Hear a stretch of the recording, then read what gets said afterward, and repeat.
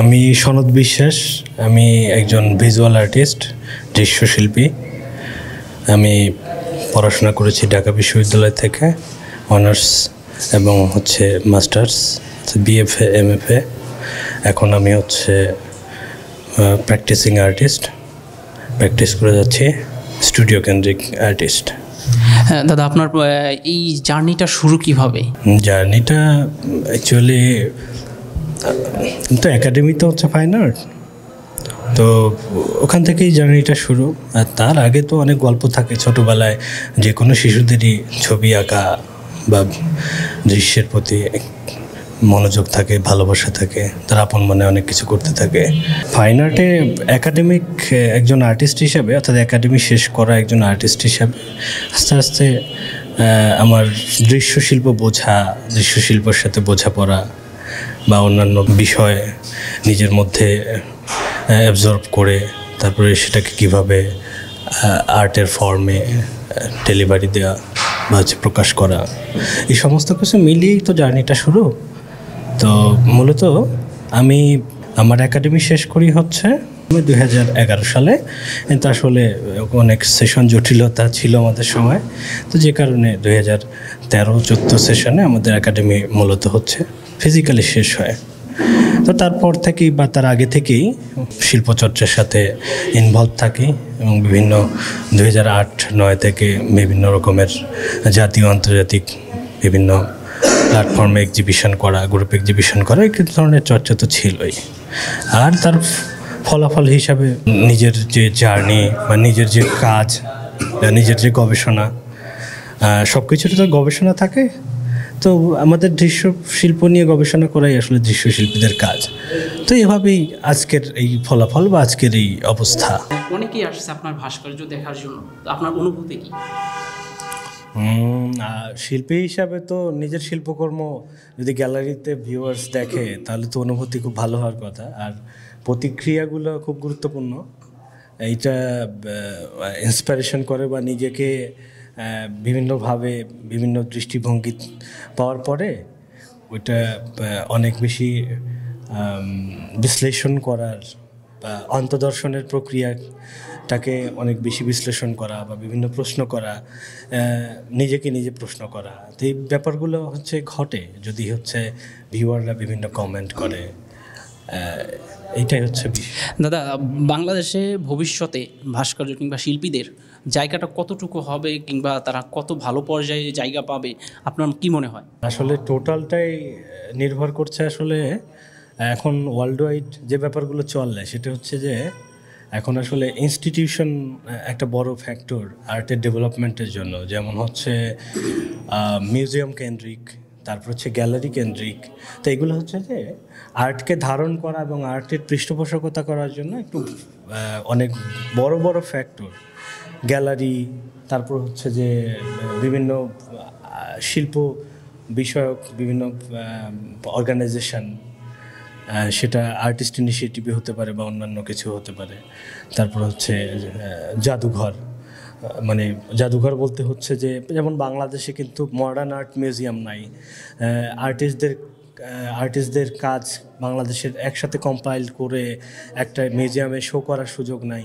এবং বাইরের দেশে কিন্তু প্রতিটা ডিস্ট্রিক্টে শহরে শহরে এ ধরনের মিউজিয়াম আছে। আর আমরা মূলত যে ভিজুয়ালটা মানে দৃশ্যটা আমরা ছোটোবেলা থেকে আসলে দেখি, প্রথমে দেখি আমরা, তারপরে শুনি, তারপরে বলি।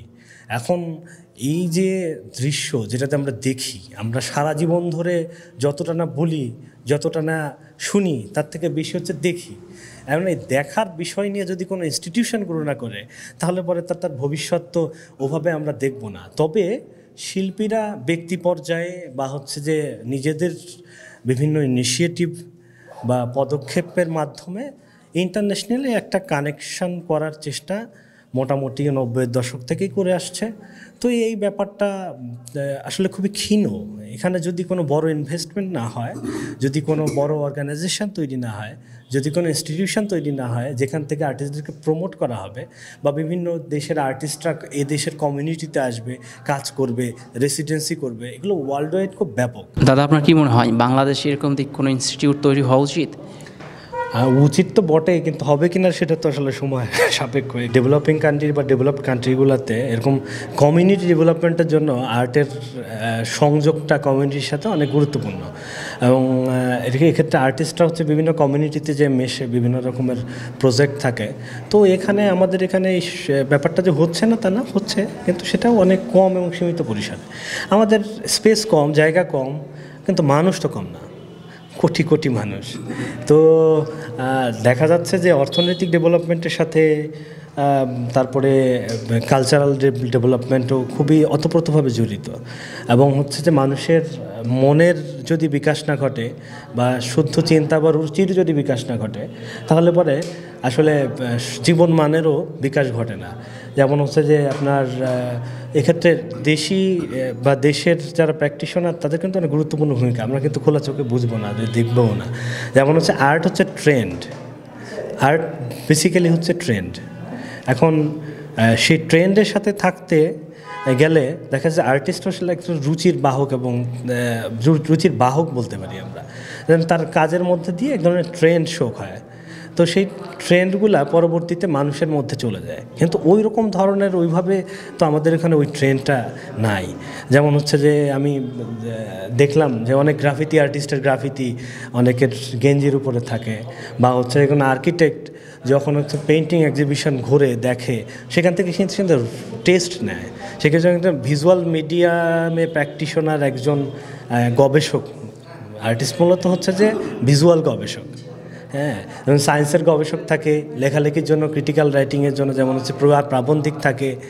আমাদের হচ্ছে যে ভিজুয়াল গবেষণা। আর ভিজুয়াল এমন একটা জিনিস যে একটা ভিজুয়ালকে কেন্দ্র করে নানা রকমের বিশ্লেষণী ফ্যাক্টরগুলো চলে আসতে পারে।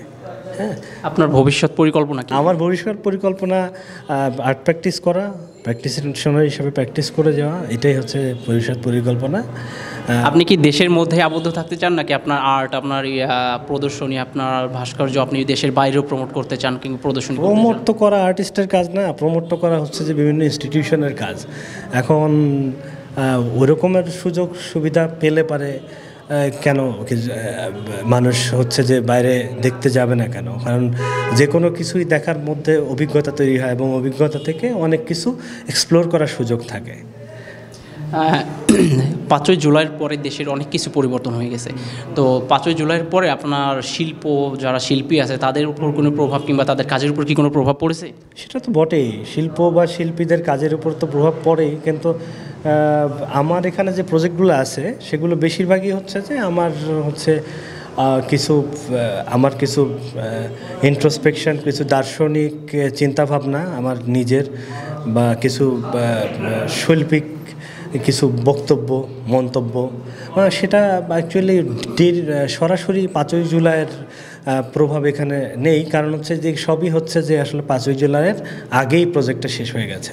তো ওইরকম কোনো প্রজেক্ট নেই। তবে এরকম ধরনের একটা অনুরণন, এরকম ধরনের একটা সারা পৃথিবীকে জাগানোর মতো একটা বিপ্লব, বিপ্লবকে কেন্দ্র করে পজিটিভ নেগেটিভ নানা ধরনের ফ্যাক্টরস চলে আসে। এখন আর্টিস্টের কাজ হিসাবে এর আগেও তো এরকম ধরনের উন্নয়ন হয়েছে, বা ওয়ার্ল্ডে বিভিন্ন যুদ্ধ বিধ্বস্ত। তা আমরা তো স্পেসিফিক ওরকমের, আমার কাজে এরকমের ইলাস্ট্রেশন বেস কাজ না। এটা হচ্ছে যে এক ধরনের চরিত্র তৈরি করা, এক ধরনের ক্যারেক্টার তৈরি করা, এক ধরনের রুচির তৈরি করা, যে রুচির মধ্য দিয়ে ওইরকম ধরনের ফ্যাক্টরগুলো হয়তো ভিউয়াররা পেতেও পারে। তবে এই কাজগুলো হচ্ছে যে 5ই জুলাইয়ের আগে করা আর কি।